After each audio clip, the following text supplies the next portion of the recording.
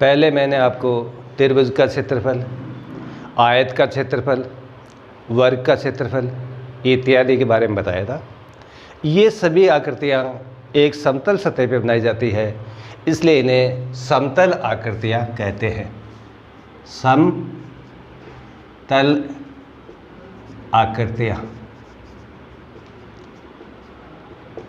Plane figures. समतल आकृतियाँ जैसे आपका त्रिभुज है, आयत है, वर्ग है इत्यादि। कुछ आकृतियाँ ठोस होती हैं, उन्हें ठोस आकृति कहते हैं। ठोस आकृतियाँ, सॉलिड फिगर्स। जैसे ठोस में बेलन है, घन है, घनाभ है, घनाभ, घन, बेलन, शंकु, गोला इत्यादि। अब आज हम ठोस आकृतियों का क्षेत्रफल और आयतन कैसे निकालते हैं उसके बारे में है। पहले अपन देखेंगे घनाभ का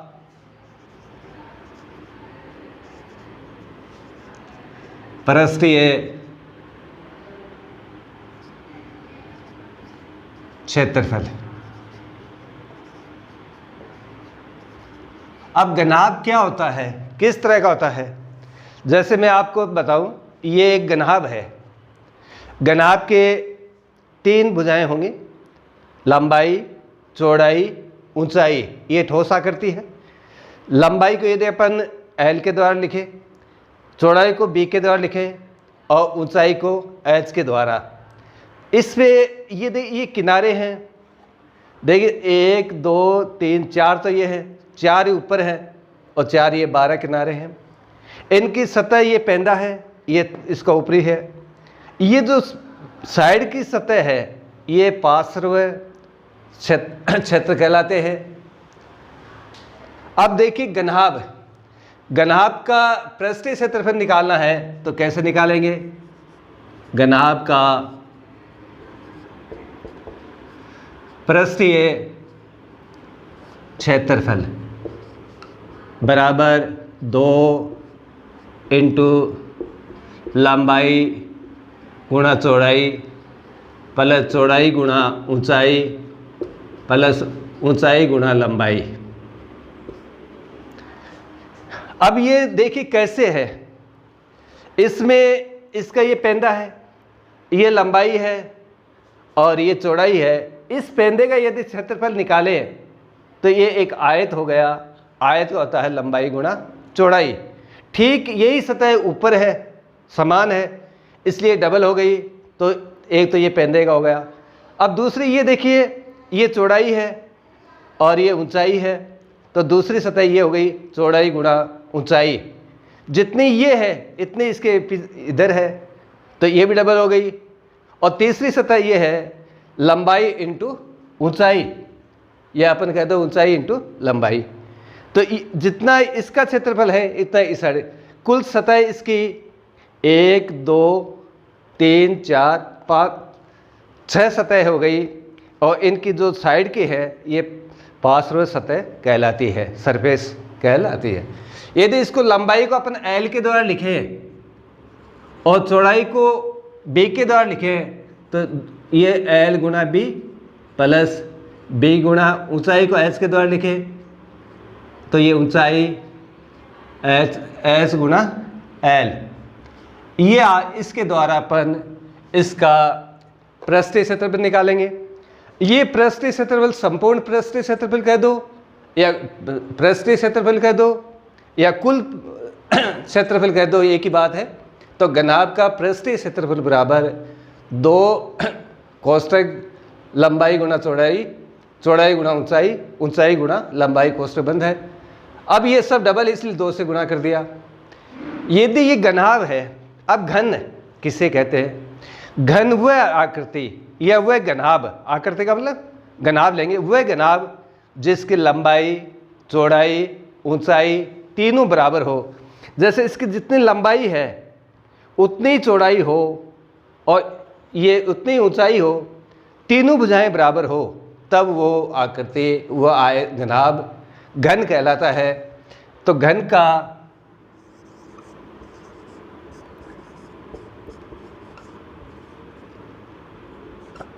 पृष्ठीय क्षेत्रफल बराबर, देखिए जब ये लंबाई चौड़ाई बराबर है तो लंबाई गुणा लंबाई, लंबाई गुणा लंबाई, लंबाई गुणा लंबाई, तो ये लंबाई स्क्वायर, ये भी लंबाई स्क्वायर, ये भी लंबाई स्क्वायर, ये 3 बार हो गया, 3 दूनी 6, तो ये हो गया 6 भुजा स्क्वायर। यदि भुजा अपन ए मान लें तो इसको अपन ये भी कह सकते हैं 6a स्क्वायर। यहाँ पे a बराबर,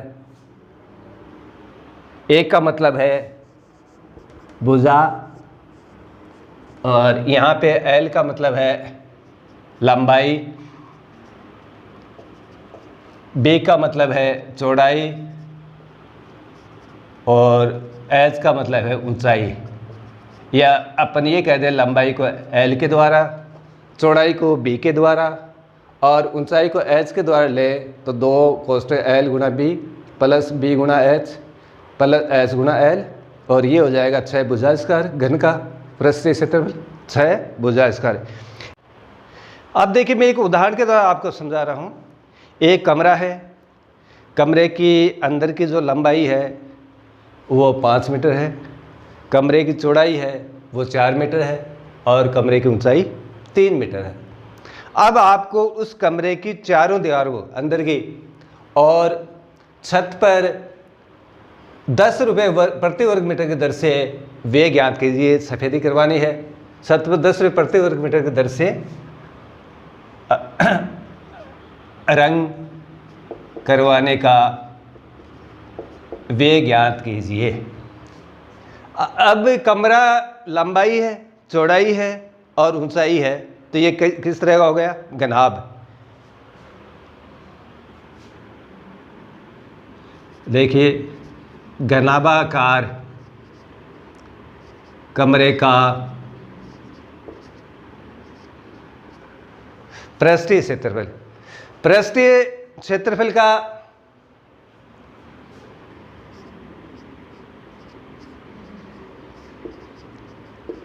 बराबर 2 लंबाई गुणा चौड़ाई प्लस चौड़ाई गुणा ऊंचाई प्लस ऊंचाई गुणा लंबाई। ये देखिए घनाकार या घनाभ का पृष्ठीय क्षेत्रफल का सूत्र है 2 लंबाई गुणा चौड़ाई प्लस चौड़ाई गुणा ऊंचाई प्लस ऊंचाई गुणा लंबाई। संपूर्ण यानी पृष्ठीय क्षेत्रफल संपूर्ण, संपूर्ण में चारों दीवारें आ गई, छत आ गई और पेंदा आ गया। अब उसको रंग करवाना है तो रंग पेंदे में नहीं करवाना है, रंग कहां पे करवाना है? चारों दीवारों और छत पे रंग करवाना है। तो इसका मतलब पेंदे में तो रंग नहीं करा रहा है, जो वे होगा वो पेंदे का तो नहीं होगा। मजदूरी किसकी होगी? दीवारों की होगी और छत की होगी। तो पहले अपन पूरा निकाल लेते हैं पेंदे सहित, और उसमें से हम पेंदे का जो फर्श है उसका क्षेत्रफल कम कर देंगे। तो देखिए 2 लंबाई कितनी है? 5 मीटर गुणा 4 प्लस 4 गुणा 3 प्लस 3 गुणा लंबाई कितनी है? 5। अब देखिए ये बराबर आपको एकदम सीधे रखना है, सामने रखना है। 2 20 हो गया, 12 हो गया, 15 हो गया, इनको जोड़ दो। 2 20 12 32, 32 15 47 7। अब इसको 2 से गुणा कर दो, ये आपका हो गया 94 वर्ग मीटर। ये क्षेत्रफल आया है, संपूर्ण आया है। इसमें दीवारें भी आ गई, छत भी आ गई और फर्श भी आ गया। अब जो पेंदा है फर्श का क्षेत्रफल निकाल दो। पेंदा किस तरह का है? आयताकार। आयताकार पेंदे की लंबाई और चौड़ाई, आयताकार का सूत्र क्या है? लंबाई गुणा चौड़ाई। लंबाई इसकी कितनी है? 5 गुणा 4 बराबर 20 वर्ग मीटर। अब हमें निकालना है, हमें रंग करवा रहा है, तो रंग करने योग्य पृष्ठीय क्षेत्रफल। पृष्ठीय कह दो या क्षेत्रफल कह दो, बराबर रंग देखिए दीवारों पे होगा, छत पे होगा, पेंदे में नहीं होगा तो ये कम कर दो, बराबर 74 वर्ग मीटर। अब इसका व्यय निकालना है। 1 वर्ग मीटर का व्यय है 10 रुपये, और इसलिए 74 का होगा, गुणा कर दो। 1 वर्ग मीटर रंग करवाने का व्यय बराबर 10 रुपये। इसलिए कितने पे रंग होगा? 74 वर्ग मीटर पे होगा 10 × 74 बराबर 740 रुपये। ये आपका वर्ग मीटर है, ये आपका 74 रुपये है, 740। यानी एक बार दोबारा देखिए, हम पहले पृष्ठीय क्षेत्रफल निकालेंगे और वो आ गया 94 वर्ग मीटर। फर्श का पेंदे का क्षेत्रफल निकाल लिया 20 वर्ग मीटर। पेंदे पे रंग नहीं होगा, इसलिए रंग करने योग्य क्षेत्रफल 94 - 20 74 वर्ग मीटर। 1 का 10 है तो 74 का 10 से गुणा कर दो, 740 रुपये प्रति वर्ग मीटर। एग्जाम्पल और देखिए कि एक घनाकार डिब्बा है, डिब्बे के एक किनारा 10 सेंटीमीटर है, लंबाई का है। एक दूसरा डिब्बा है, वो एक अन्य घनाभाकार है, जिसकी लंबाई और चौड़ाई ऊंचाई क्रमशः 12.5, 10 सेंटीमीटर और 8 सेंटीमीटर है। तो आपको किस डिब्बे का पार्श्व क्षेत्रफल अधिक है, कितना अधिक है? दूसरा इसका पार्ट है, किस डिब्बे का कुल पृष्ठीय क्षेत्रफल कम है और कितना कम है? तो पहले अपन पहला पार्ट देखिए करेंगे, किस डिब्बे का पार्श्व क्षेत्रफल अधिक है। पहले पार्श्व देखिए उसका क्या है, ये एक घनाभाकार डिब्बा है, तो इसका ये पेंदा है, ये इसकी छत है, ये जो 4 सतह है ये इसकी पार्श्व क्षेत्र कहलाते हैं।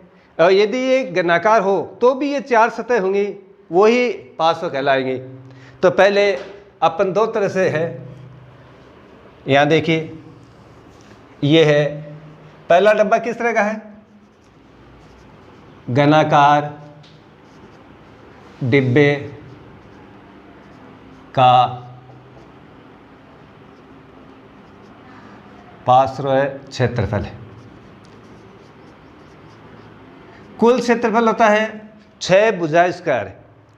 यहाँ 6 में इसकी चारों भुजाएं बराबर है, लंबाई चौड़ाई ऊंचाई तीनों भुजाएं बराबर है, तो इसके हमें ये 4 सतह का निकालना है साइड वाली, तो ये होगा 4 भुजा स्क्वायर, 4 भुजा स्क्वायर, यानी बराबर भुजा है इसलिए 4 हो जाएगा। पेंदा और छत को छोड़ के जो डब्बा है इसका ये पेंदा है, ये ऊपरी भाग है, इसको छोड़ दो, ये बाहर वाली चारों सतह है, ये कहलाती है पार्श्व सतह, लेटरल सरफेस। अब 4, एक भुजा कितनी है इसकी? 10, 10 को 10 100, ये हो गया 400 है, ये सेंटीमीटर में है तो ये 400 वर्ग सेंटीमीटर। अब दूसरा डिब्बा है घनाभाकार, डिब्बे का 500 क्षेत्रफल बराबर, इसका होता 2 लंबाई गुणा चौड़ाई प्लस चौड़ाई गुणा ऊंचाई प्लस ऊंचाई गुणा लंबाई। इसमें पेंदे का जो है वो लंबाई गुणा चौड़ाई है, उसके ऊपरी भाग का भी लंबाई गुणा चौड़ाई है, वो कम हो जाएगा। तो ये 2 लंबाई गुणा चौड़ाई कम हो जाएगा, चौड़ाई गुणा ऊंचाई प्लस ऊंचाई गुणा लंबाई, ये 2। इसकी चौड़ाई कितनी है 10 सेंटीमीटर, ऊंचाई कितनी है 8, 10 गुणा 8 प्लस ऊंचाई 8 है, लंबाई 12.5। अब सरल कर लो, 10 को 8 से गुणा कर दो 80 और 12.5 को 8 से कर दो 12 × 96 400, 100 हो जाएगा 100.0। और इनको 2, ये 180 हो गया, ये 360 गुणा करते वर्ग सेंटीमीटर। अब इसमें देखिए सवाल क्या है, पहला सवाल है किस डिब्बे का पार्श्व क्षेत्रफल अधिक है। यहाँ देखिए ये 400 है, ये 360 है, कौन से का ज़्यादा है, ये 400 वाला ज़्यादा है। घनाकार डिब्बे का पार्श्व क्षेत्रफल अधिक है, कितना अधिक है, तो ये देखो घनाकार डिब्बे का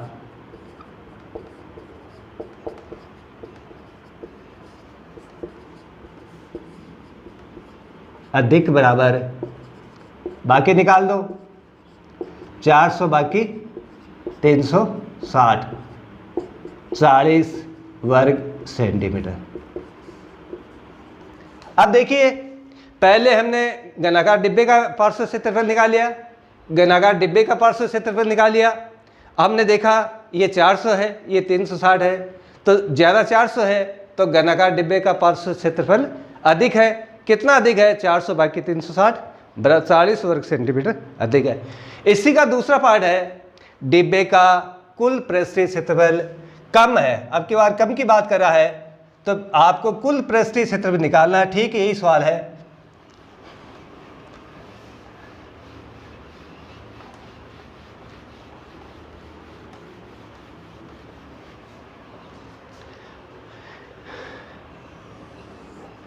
पहला डिब्बा घनाकार, घनाकार डिब्बे का पृष्ठीय क्षेत्रफल बराबर 6, यानी इसका पूरा निकालना है तब 6 भुजा स्क्वायर, 6 भुजा कितनी 10, 6 10 को 10 से गुना किया 100, 100 को 6 से कर दो 600 वर्ग सेंटीमीटर, इकाई होती है वर्ग सेंटीमीटर। अब है घनाभाकार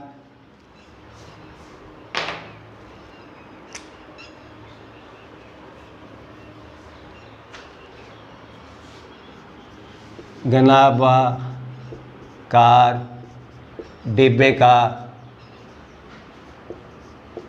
पृष्ठीय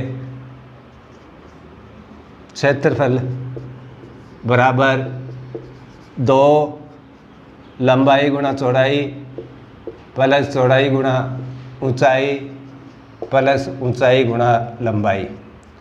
अब इसका मान लिख लीजिए, ये तो बराबर लगा दिया 2, इसकी लंबाई कितनी है 12.5, चौड़ाई 10 प्लस 10, ऊंचाई 8, फिर ऊंचाई 8 है, लंबाई 12.5, ये 2, 12.5 को 10 से गुणा कर दो 125, 10 को 8 से गुणा कर दो 80, 12.5 को 8 से गुणा कर दो 100, ये 2, इनको जोड़ दो, 180, 305, दोबारा ले लो, 5, 8 हाथ के 1, 610।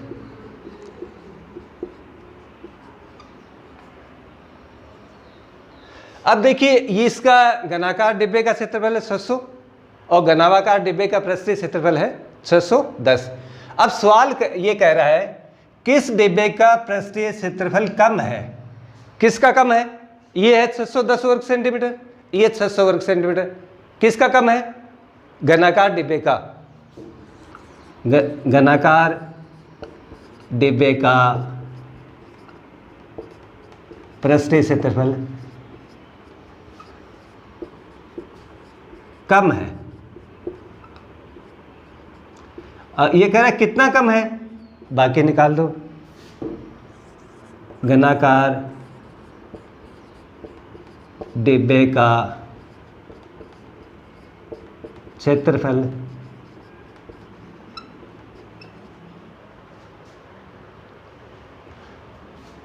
घनाभाकार डिब्बे से कम, यानी जो घनाकार डिब्बा है उसका कितना कम है, बराबर